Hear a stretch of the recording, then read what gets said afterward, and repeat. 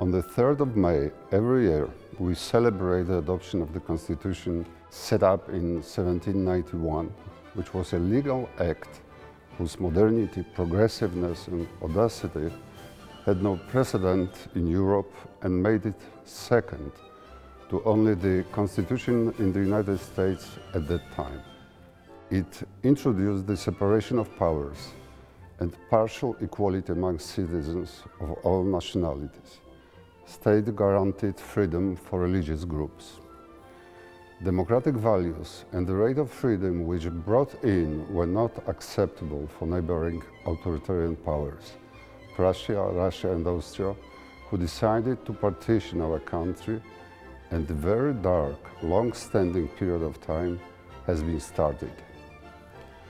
Poland lost its independence and disappeared from the political map of Europe for over 100 years. But there were bright moments in those dramatic century, mostly related to outstanding cultural achievements. Fryderyk Chopin in music, great romantic poetry, Adam Mickiewicz, Juliusz Słowacki, Cyprian Norwid, one of the first Nobel Prize laureates in literature, famous novelist Henryk Sienkiewicz.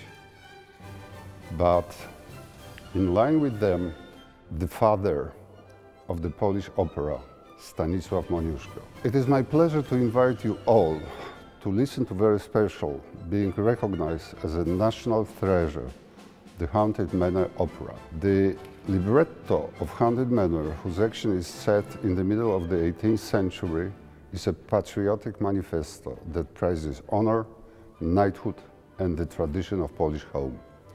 Excellent music, beautiful voices, Grzegorz Nowak as a conductor and one of the best opera directors of our times, David Pawtney, along with the artistic perfection and fascinating story, which in the past was reminding the contemporary ideal, free homeland, which also sustained deep sense of Polishness.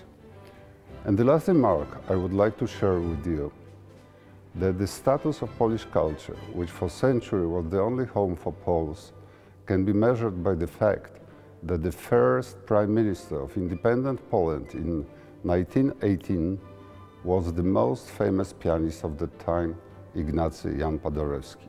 Enjoy.